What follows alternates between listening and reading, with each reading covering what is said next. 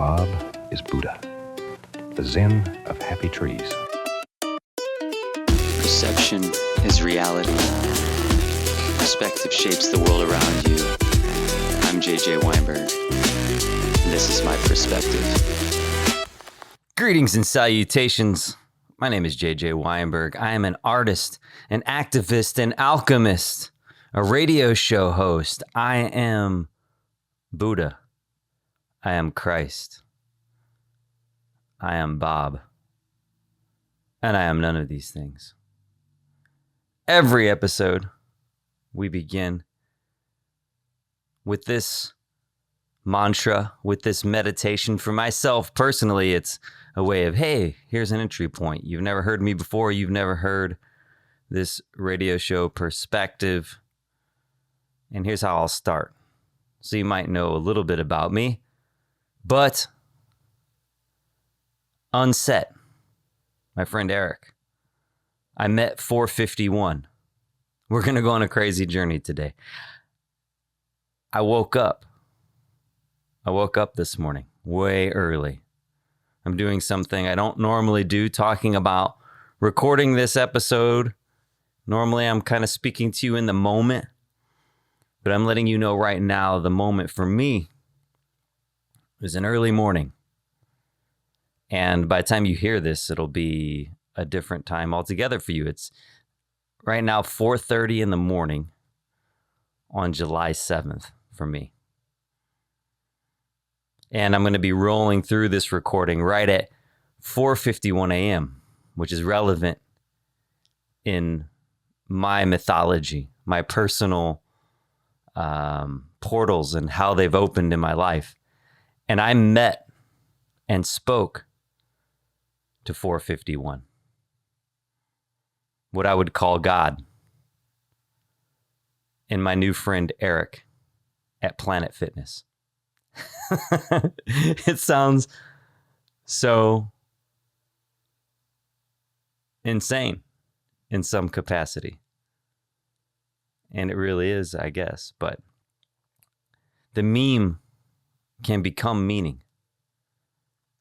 The parody has led me to purpose. This is the meditation that we'll explore today because I woke up from the dream. And if you go back in past episodes, jjweinberg.com/perspective, I talk about a dream I had 25 years ago, sometime in the early 2000s, right around 2000, 1999.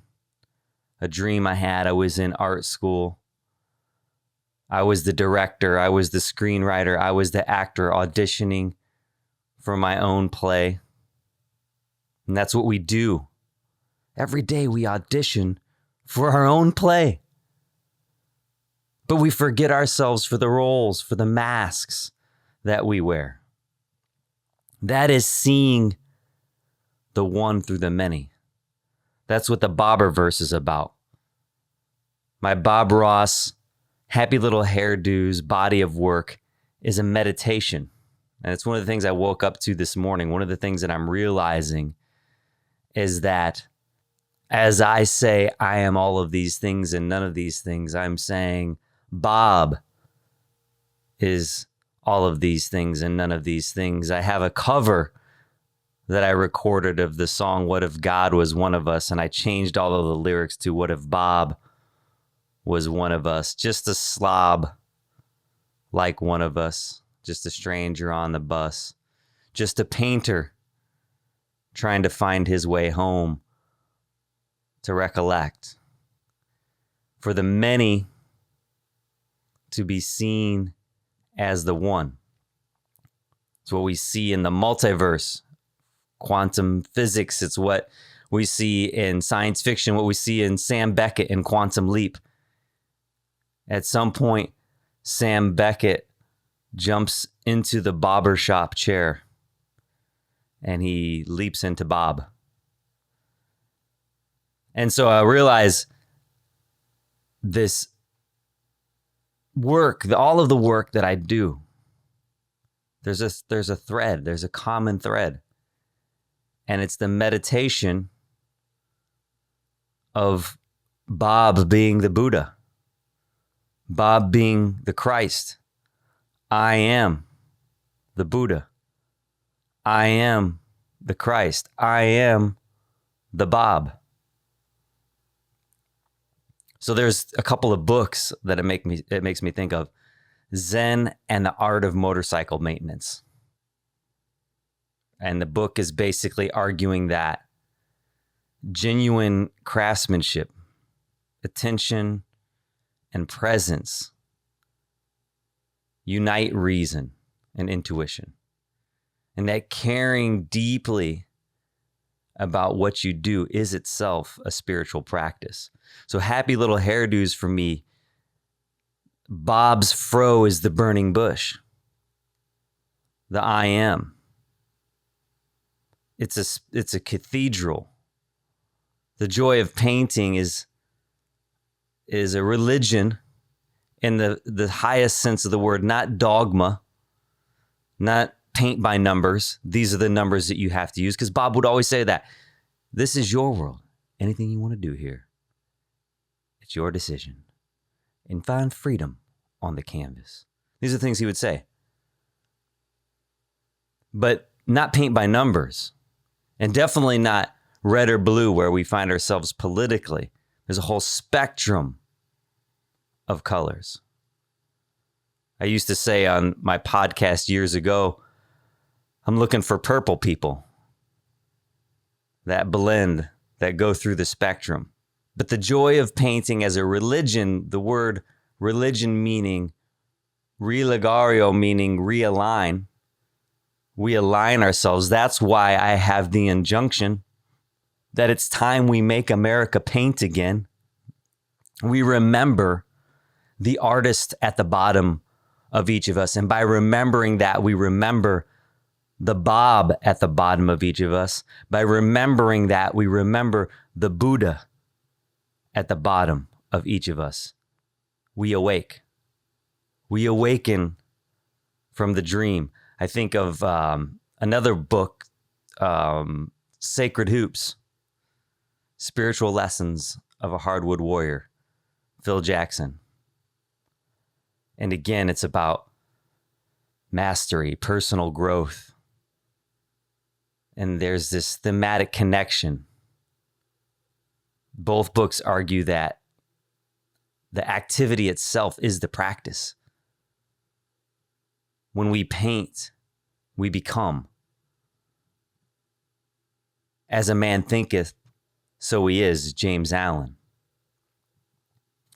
So whether we're tuning a motorcycle or playing basketball or painting, drawing, podcasting, lifting weights, holding open a door for someone, the lesson, it's not about the mechanization. It's about cultivating awareness, discipline, humility, and presence. Perspective.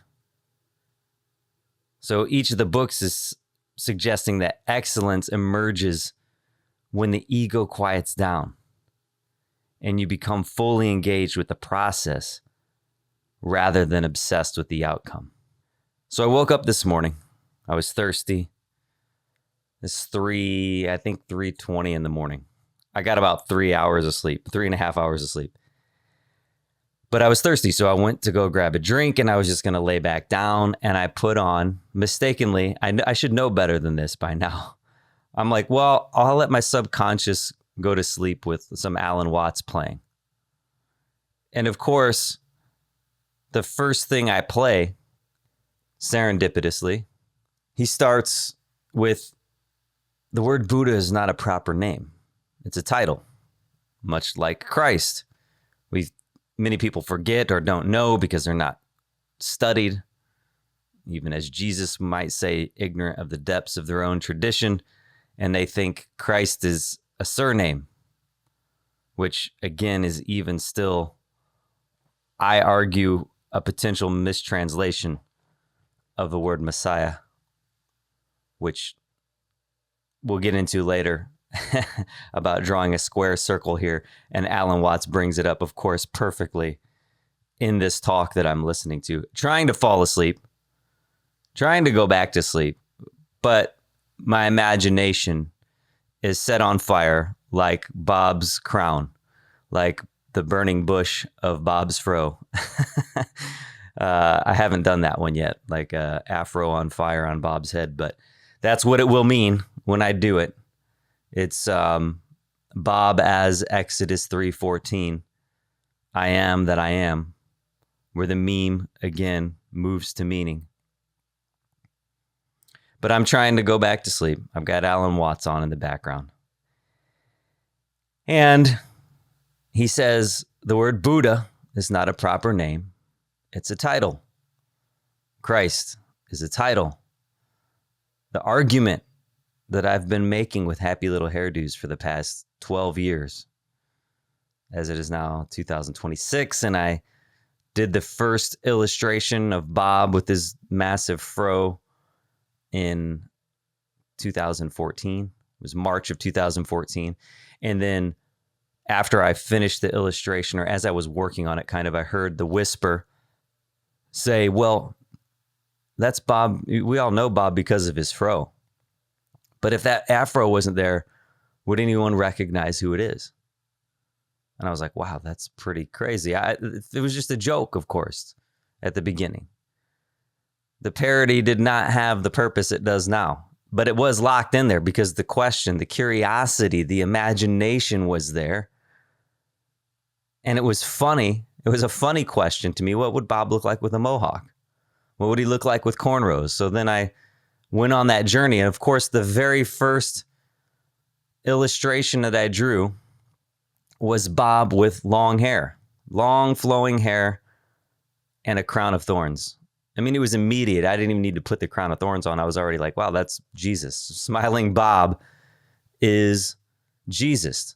And Bob is the one that I've not done in all these 12 years. And as I'm waking up with this Alan Watts, and I'm really waking up, that's the thing. I'm waking up in both senses. I'm waking up as the Buddha. I'm waking up as the Bob. The one I've not drawn is Bob as Buddha. But that's what's happening. That's what was happening in that first illustration. It was the quantum question. It was the spiritual question. It was the metaphysical question of identity, of the one seen through the many. The Buddha waking up, Bob waking up, being the painter, the artist, the dreamer, the Red King, sleeping in Alice in Wonderland. And so Alan Watts says the word Buddha is not a proper name, it's a title. And anyone can become a Buddha. Right after that, he says it's based on the Sanskrit word Bud. And of course, it's not lost on me that in the last probably 3, 4, 5, 6 episodes ago, you can hear me talking about another Sanskrit symbol, the swastika. We talked about it here on the show, what it means in Western civilization versus what it means in Eastern Buddhist and Hindu tradition, Jainism. All obviously you can see, and now as we're talking about it here, traditions I have a deep reverence for that have moved me, that I know now is part of probably a book I'm going to end up writing, like Zen Bob, Buddha Bob, and the art of painting. That's what Happy Little Hairdos is really saying at the base. And so the Sanskrit swastika as good fortune doesn't mean the same thing when it's on the ground, on the floor, tiled in a building in the West. It has a different visceral knee-jerk reaction from most people, regardless of when it was put in.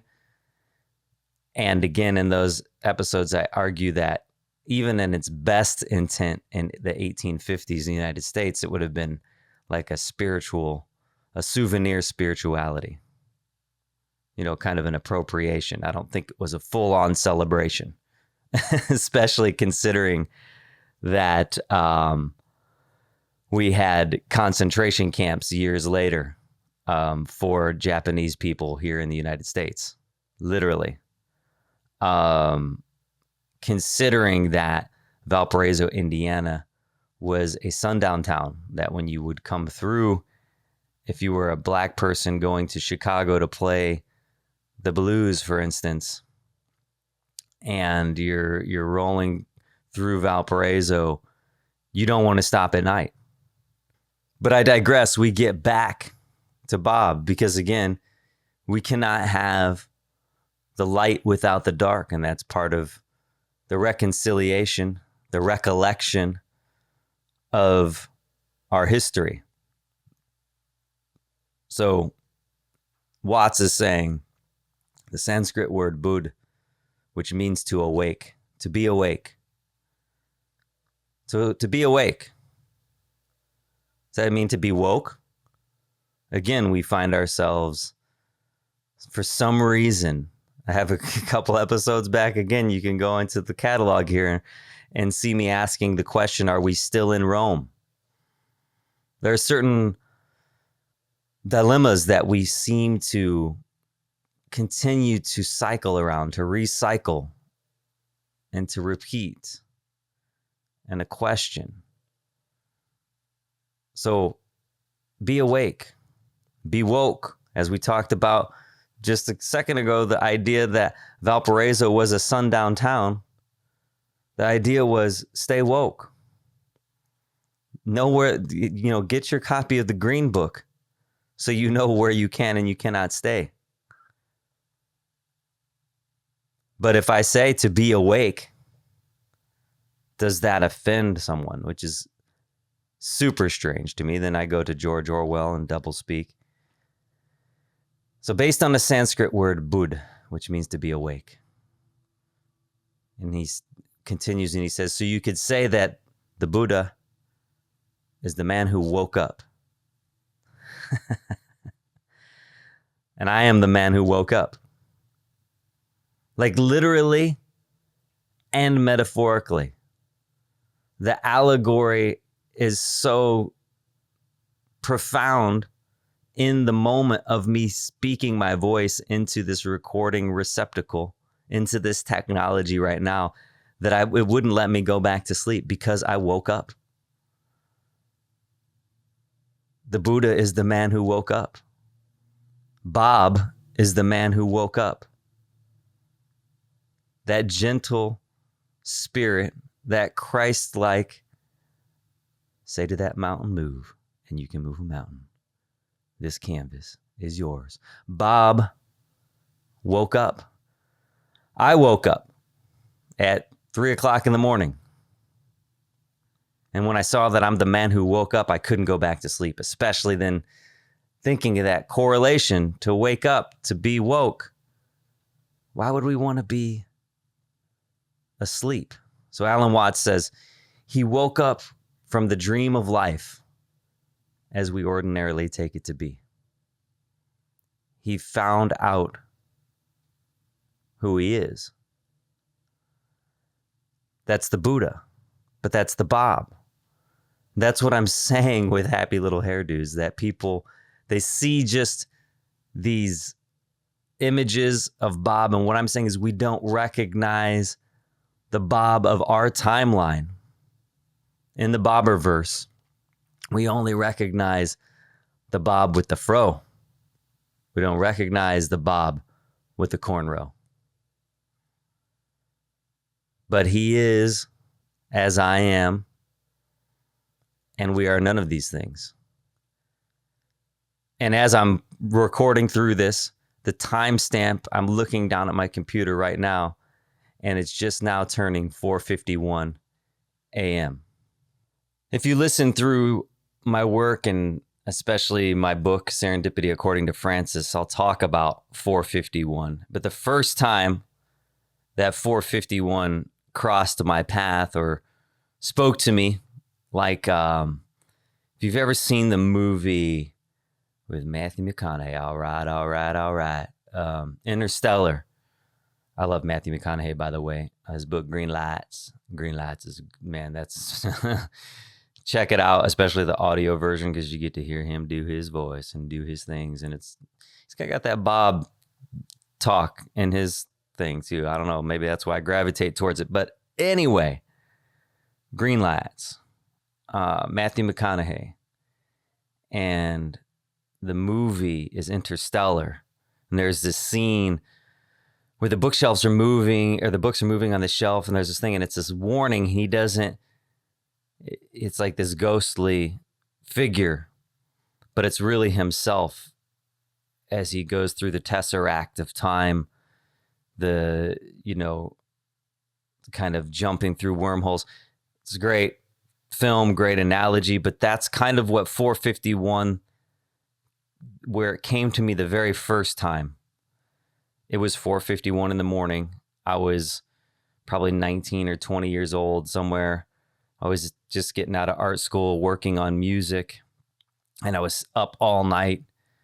I was the awakened one, except I didn't wake up. I was still awake. Hadn't yet gone to sleep. And I looked down. I was trying to figure out, what do I call this song that I'm working on? I didn't really have the lyrics written yet. I was just working on the musical production. So I'm like, I knew what I wanted it to be about, though. I wanted it to be about my notes, writing these notes in these books. And I was writing so fast that the page caught on fire. And I remember like having this vision, like of all my notebooks piled up and just burning them all. And burning the notebooks not as a symbol of censorship, but as a symbol of truth. That the gnosis, the knowledge, the internal dialogue that those notebooks represented, there's an internal, not eternal, but also eternal, internal flame from where they came. Like that's the wisdom that I was trying to embody in my writing, that I try to do with my work, is there inside. So if I burnt all of the books, it wouldn't matter. Because in some capacity, for me to go back through all of those notes would take me as long as it took me to write them, over like years and years. And so this was the vision that I had of burning the books, not to censor them, but to release the power of what the work was trying to say into the present. And so I'm writing in this vision that I'm having. I'm thinking about it. I haven't written the lyrics yet, but I'm thinking about it as I'm working on this production for the song. And I'm writing so fast that the page catches on fire. And I start sweating. I'm writing so fast. And then the sweat turns to blood. And then the page on fire catches the roof on fire. And then like the roof, the sky is on fire, and I'm writing in the sky with my finger in this elvish, molten language that I don't even know. That's the vision. So then I look down, I'm like, what am I going to call this? I haven't written a lyric yet, but I know that's where I'm going with it. I look down at the time and it's 4:51 in the morning. So I'm like, okay, cool. I'll just save it as 4:51 with zero conception, zero knowledge or understanding of things that I would discover weeks later, months later, years later, and still now decades later. That's why I said I spoke to 4:51. My friend Eric that I met at Planet Fitness was probably a year or 2 years ago. I would see this car parked outside of Planet Fitness, and it had a license plate that said HTTP 451. And I was like, oh man, come on now. I'll see the 451 obviously in random organizations, license plates and all that type of stuff, time stamps all the time now, because it's a meditation and a portal for me of meaning. And it's drawing me to pay attention. That's why we're doing October 29th at 4:51 p.m. Eastern time, happylittlehairdos.com. Go to happylittlehairdos.com right now. There's a link on there. You press the button. It will save a calendar invite for you. It'll go to your calendar. You save the date, And it's a reminder just for you to come back to sign Bob's big, beautiful birthday card. Bob's they call it, it's the biggest birthday card ever. They say it's the biggest one ever. There'll be no bigger birthday card that's ever existed. But it's a digital birthday card, happylittlehairdos.com. October 29th, we're throwing Bob Ross a surprise birthday party. It lands on the second annual Million Bob March, of course. But 4:51 p.m., you can do it. If you want to come to DC, I'd love to have you there. Dressed up as Bob. We're going to have a big, beautiful Bob mob, a sea of blue denim and afro wigs, because we are all the Buddha. We are all the Bob. We are all B for Vendetta. Behind this mask, there's an idea, and ideas are bulletproof. I'm jumping through all kinds of different things right now, but this is how I see Indra's net, the spider web of interconnectivity. You know, the spider verse is the Bobberverse. These are mirrors. In each jewel of Indra's net, the other jewels are reflected infinitely. But so 4:51 p.m. is a mantra. It's a meditation. So show up as close as you can. Set that reminder. Go to happylittlehairdos.com right now. Please go. All you're going to do is you're going to get a link, a reminder to your calendar invite that you will sign up so that you can come back on to happylittlehairdos.com. It's going to be one post, but it's a birthday card for Bob. And it's a piece of art. And it's a peaceful petition. You will be signing it. Happy birthday, Bob. We believe in PBS. Love you, Mr. Rogers. Whatever you want to say. Sign Bob's birthday card. And then I will take that with me to, Capitol Hill right there as we're rolling in on October 29th for the second annual Million Bob March. We will be on the precipice of the midterm elections, and we will say, here is how the people believe. Can't get necessarily a million Bobs to DC, but we can get a million Buddhas on a post at 4:51. So anyway, I saved that at 4:51 a.m. I'm recording this now through 4:51 in the morning because I am the awakened one. Because I woke up from the dream, literally. And then I put on Alan Watts and I woke up again. I woke up inside of the dream. That is this version of life. And JJ Weinberg behind the mic is a character, a role that I'm playing. It's a mask that I wear, just like Bob wore a mask in his hair. 4:51 is the burning fro, the I am. I didn't know at that time I was going to be doing Bob Ross as Buddha at 4:51. I don't know, it was probably sometime in 2000, like I said, 1999. I can't remember around the time, but I then, of course, search. I didn't Google it at that time because Google wasn't the thing yet. I asked Jeeves or something. I was dating myself.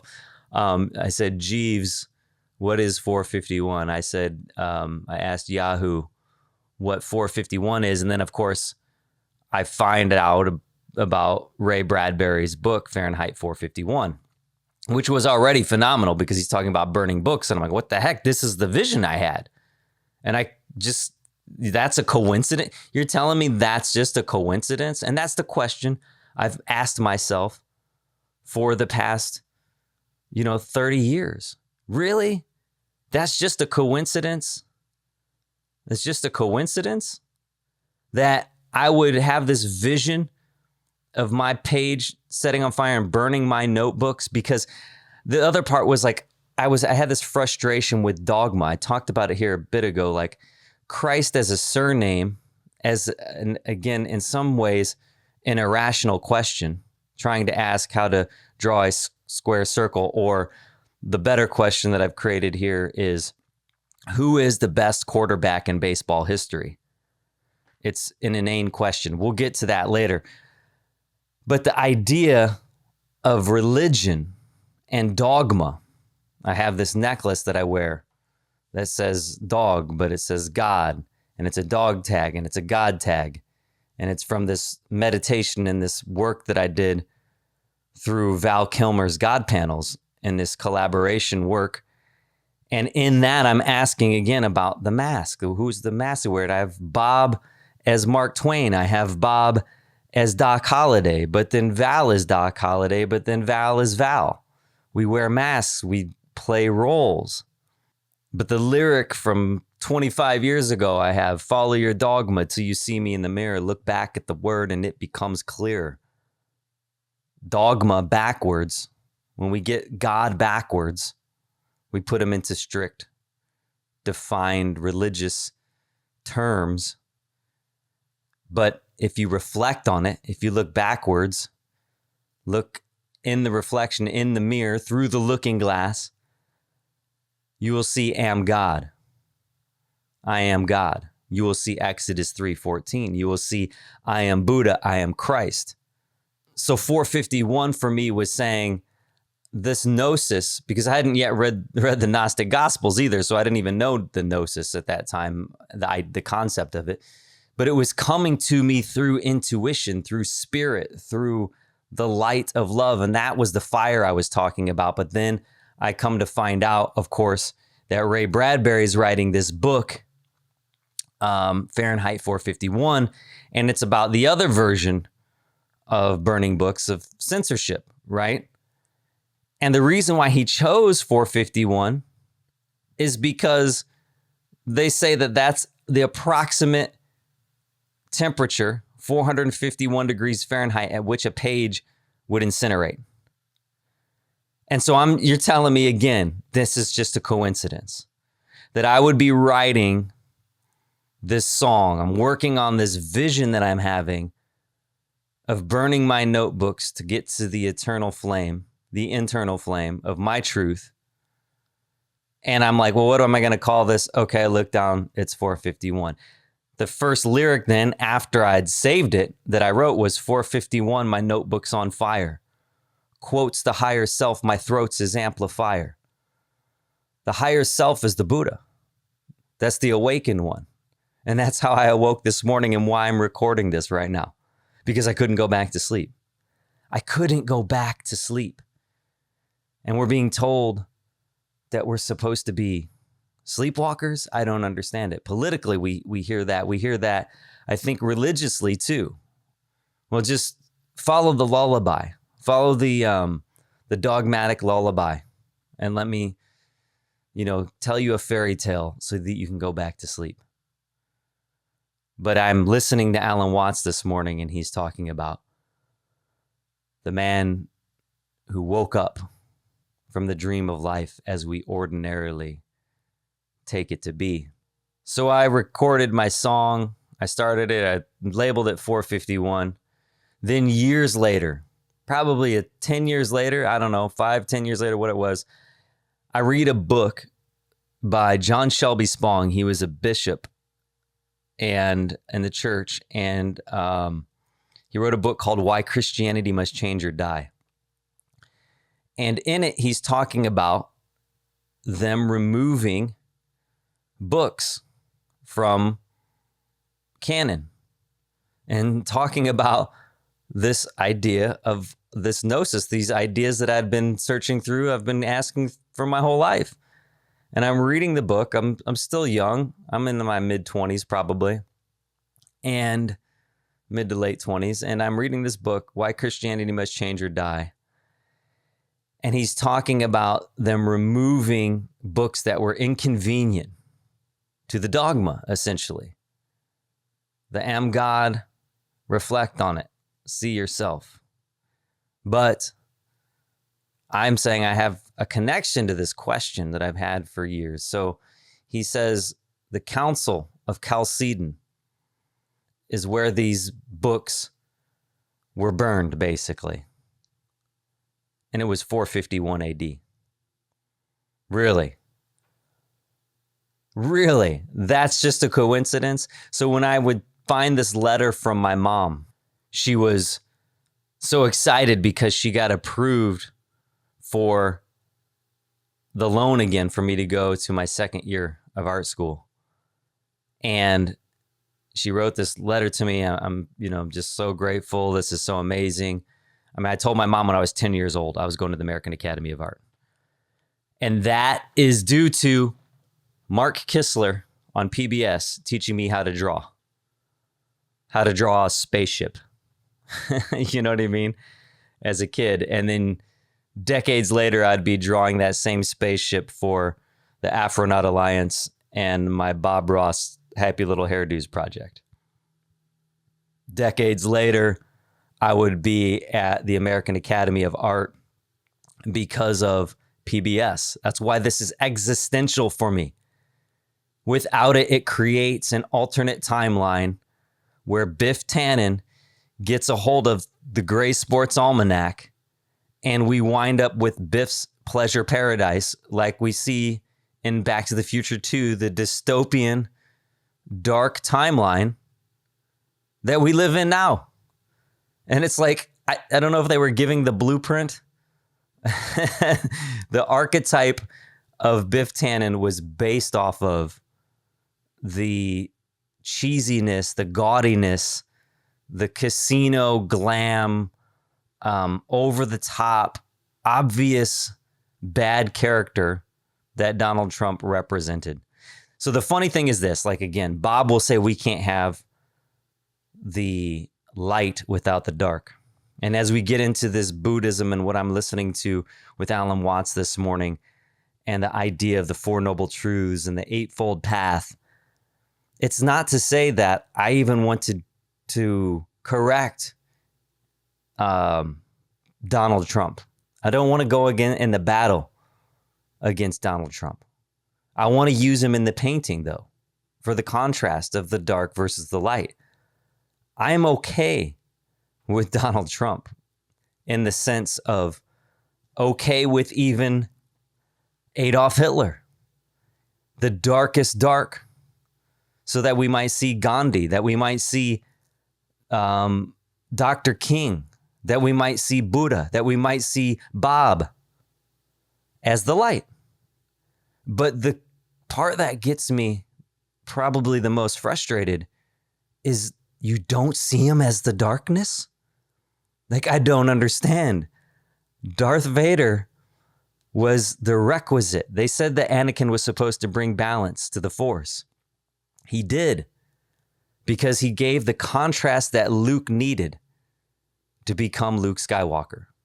Without the contrast of Vader, of seeing himself in the Dagobah and the tree and the swamp, without seeing himself there and fighting that in himself, he would never rise to the level of Skywalker. So he did bring balance to the Force through that contrast. But it's literally called the dark side. We have to acknowledge it as being the dark side first. But my mom, she writes me this letter. I moved off of this subject. She writes me this letter, and she's so thankful that I got in to the second year of this vision that I said that I had for myself, that I would be an artist from the time I'm 10 years old. And she signs the letter, and it's 4:51 p.m. Now, this predated me recording at 4:51 in the morning by like 2 years or a year or something like that. It had predated it, but I didn't even notice it. I didn't even find it until like a couple of years ago. I didn't even find the letter and see it.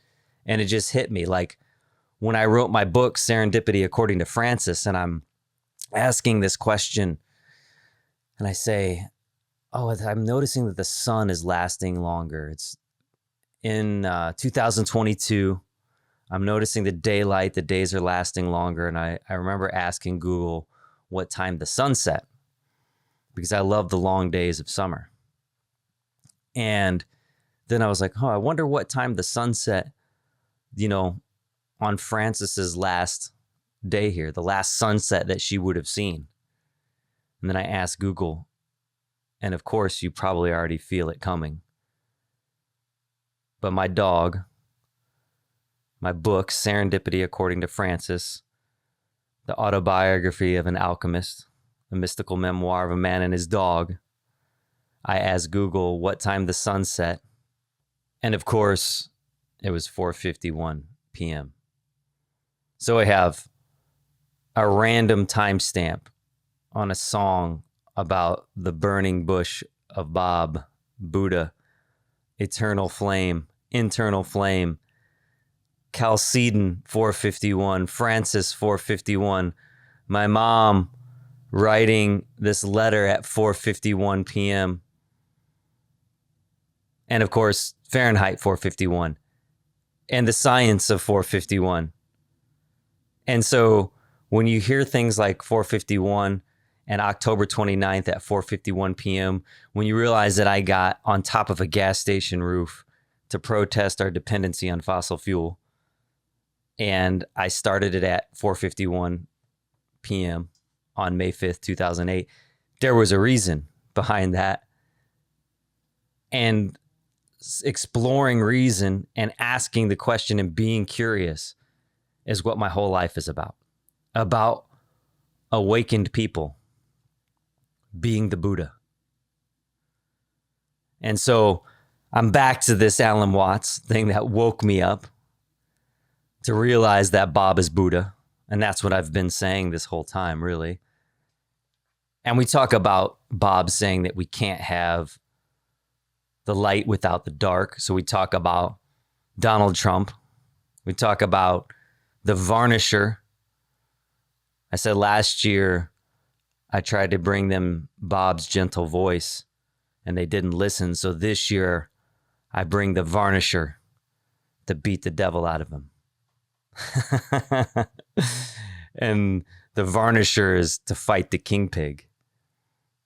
But listening to this Alan Watts, he goes on in the notion of the Four Noble Truths, and he's talking about if you pursue virtue as positive, then you're setting yourself to contrast.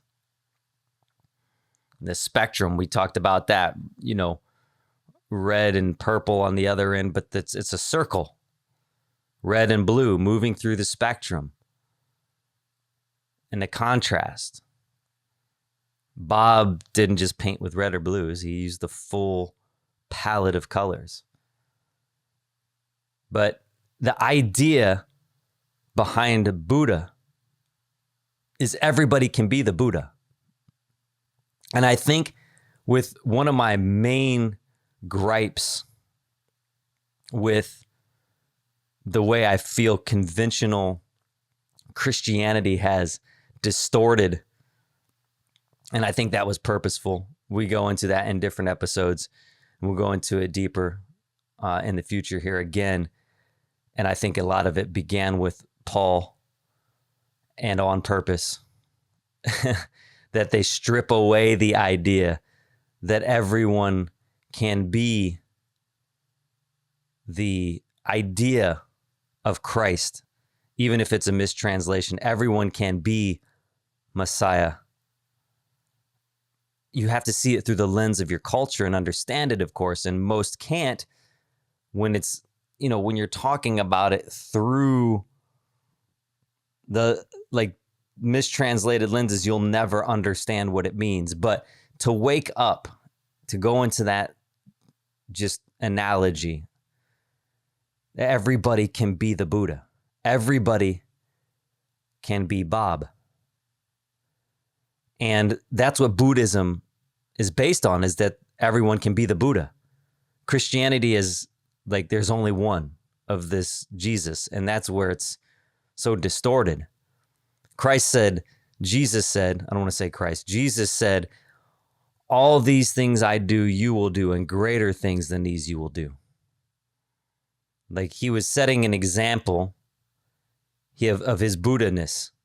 That's why if you just look at the raw language and the empowerment and the love and the focus, you'll see correlations and mirrors hanging on Jesus and Buddha and Bob. That's how the meme moves to meaning. Everybody can be Buddha. Everybody can be Bob. We can wear the fro. We can wear the crown. We can wear the Buddha. Everybody can be the Buddha from a myriad of Buddhas. That's what Buddhism is teaching. Everyone can be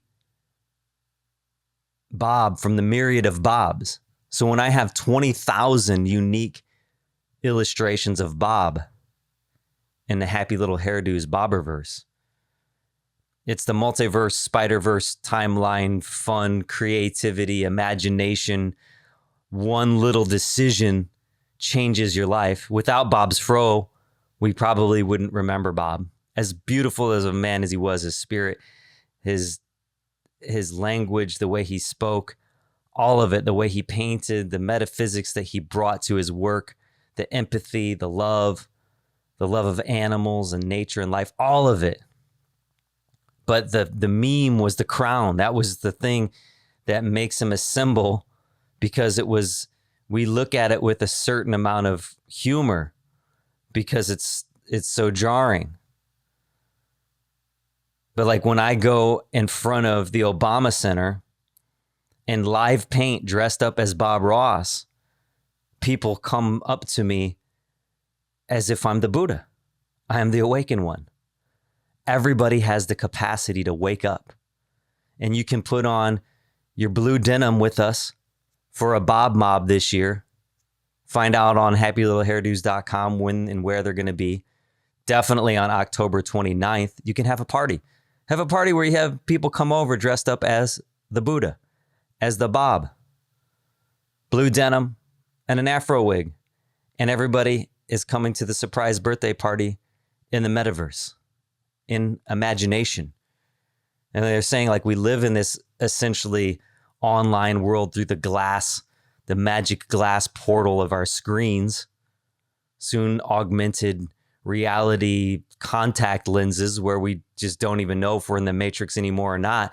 So this is the natural progression. Sign Bob's birthday card online, sign the peaceful petition for public media.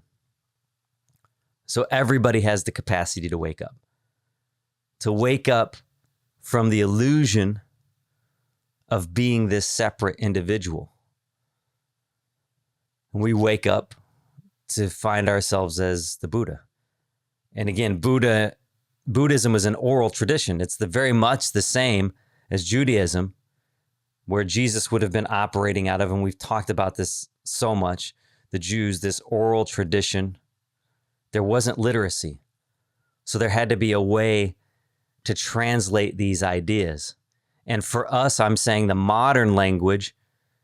Episodes back, I talked about, actually last episode, I talked about the mythology of comic book characters and the mythology of Bob, the mythology of memes. The comic book characters are our new mythology. They're our new vehicle.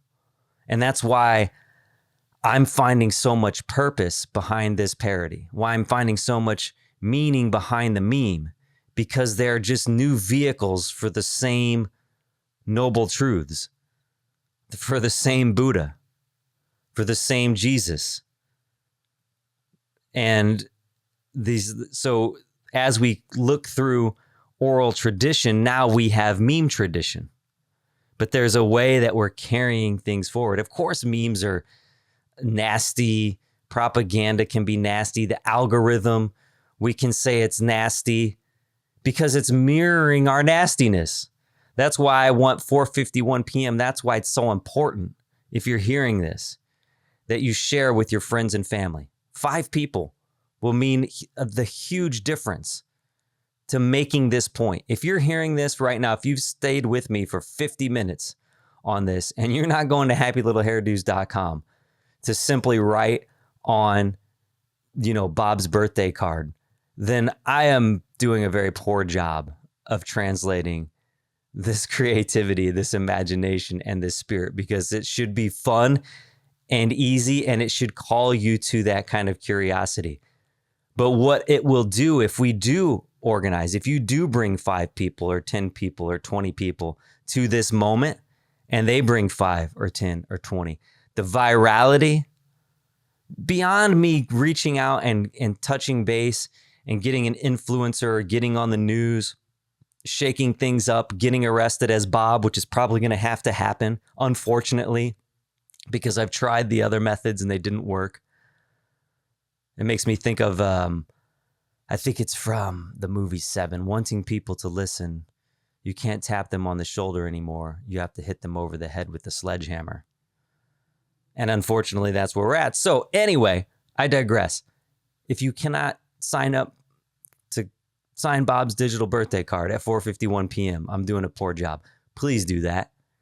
But we will send a message through the algorithm that it can also be used for something golden, something positive. I want to prove the point that our focus, ask and ye shall receive, knock and the door shall be opened unto you. So I got 10 minutes. I'm going to try and wrap this up, and I'll maybe just go into another episode with this whole thing. The Four Noble Truths. Life is suffering. So if you're trying to draw a square circle, and this is Alan Watts saying this, you can't. The problem itself is meaningless. You can't draw a square circle. And that's why I said earlier, if you're asking the question about Messiah, for the non-Jews, it's like trying to draw a square circle. It doesn't, the problem itself is meaningless. The idea of asking who's the greatest quarterback in baseball history is a meaningless question. But so to try, and we'll go into that in a different episode, but to try to have light without dark, you can't ever solve it. That's what Bob said. That's what the Buddha said. So the quest to make things permanent equals pain. It's another thing he's talking about. And I'm listening through this episode and just taking notes. The Atman, the self, that there's no real ego in you. So as you sit in the barbershop chair, if you attach to the fro, that's the mask. The idea of the ego is a social institution. Bob's fro became his brand, and it was a prison in some capacity because it became his mask. The role he had to play, he had to continue to wear that the rest of his life. So your ego is your symbol of yourself, just the role you play. It's nothing to do with the way that you circulate your blood, for instance, the way that you pump your heart. You can't beat your own heart. I have a podcast I recorded about this probably 6 years ago. You can't pump your own heart. It's not something that you do consciously. The ego isn't real. The I is unreal. So in the second noble truth, clinging, again, we just mentioned it, clutching, the hang up, the smother love, Krishna, prevents us from growing. Like it's the kind of love that smothers, that Krishna state would be holding on to yourself even so tightly that you smother. So my friend Eric, like I said, I met 451 because as I didn't even get to finish this story, I'd see this license plate, 451, HTTP 451. And I saw one day the guy that came out of it. I didn't even think to have a conversation with him, but this year, the same car, he changed his license plate to unset. And so one day where I was walking out of the locker room and I'm like, I'm crossing paths with him. I definitely have to ask him now. So I went up to him. I said, hey, man, I know don't think I'm crazy or anything, but I just remember seeing your license plate used to say HTTP 451. Now it says unset. What do they mean? So he tells me, of course, he had the original connection with him for Ray Bradbury and Fahrenheit 451, and the notion that, the idea of the internet and having all the access to all this information, but then yet still censorship, all this stuff. So I'm like, oh, of course. And then I tell him my 451 story. And I share the idea that I work on this program here even. And I said, well, what's the unset? And he says, well, it's kind of like we have this vision of ourselves and we're set in that kind of pattern. And then we don't really see outside of that. We become set, and this is all we do, and this is all we can become. And so I'm always saying unset as the notion that I'm not going to be set in something. I was like, bro, that's why I say at the beginning, and I told him that's why the show came up. I said at the beginning of every episode, I say, I'm JJ Weinberg. I'm an artist, an activist. And today I said, I am Buddha. I am Christ. I am Bob. And I am none of these things because I am unset. Because perspective shapes reality. And if you only see yourself as your mask, you're holding on to yourself so tightly that you smother yourself. And this is the second noble truth. The whole world is a phantasmagoria. It's weaving smoke. It's a dream. So trying to hold on to the fro even is the start of suffering. Gnosis, knowledge, to know, to ignore. You know, our vision is highly selective. That's our perspective.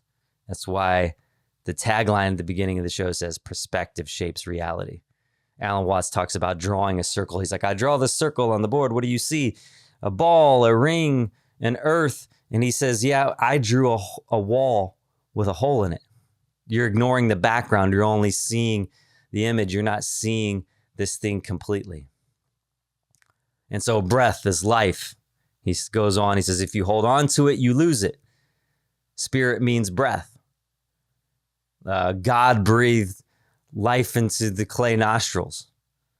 And he that would save his life would lose it. Again, Jesus. If you cling, you breathe in and you cling, you hold it, you lose it. You breathe in and you hold it. But the third noble truth is nirvana, which smells like Teen Spirit. Nirvana is to blow out, the outblowing. Breath is life. So if you hold on to it, you lose it. You breathe out. Sigh of relief. You breathe out and it will come back to you. If you let it go, it comes back. If you don't, you'll suffocate. So the Buddha is a blown out person. Blown mind, which is crazy when you think of nirvana, of course. And I'm sure that's not a coincidence, but not an endorsement. Don't cling. And he says he's not preaching. Alan Watts, I'm listening to this thing. Remember, I woke up to this. This is why I couldn't go back to sleep. And I guess the main thing I'm saying is, you know, in this part, he goes on where he's saying, you know, if you want to get your hand burned by the fire, go ahead. If you want to be anxious, go ahead. But at some point, if you think this isn't fun anymore, you don't have to be anxious. Just let it all go. You don't have to engage with the forces of evil. You don't have to engage with, you know, Donald Trump even. Go ahead if you want to. But if you see it as futile, then just let it go. And you can become Buddha, become Christ, and become Bob. So I woke up this morning, couldn't go back to sleep. Curious as to understanding why people want us to go back to sleep. And I'm going to have to move this into the next episode. But I do believe that the book that will be coming from all of this, at some point in time, if I don't write it, it's there.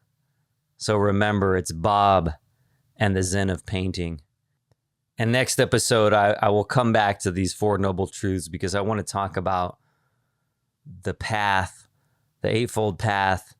I want to talk about catch bull at 4, the bull that I saw in the mirror of this painting, just a synchronicity that it would like pop up on my phone as I'm going through these notes to see this bull in the mirror painting that I've wanted to do for a while. And the idea of Cat Stevens, catch bull at 4, catch Bob at 4. Bob is Buddha, the Zen of happy trees. Perception is reality. Perspective shapes the world around you. JJ Weinberg. This is my perspective.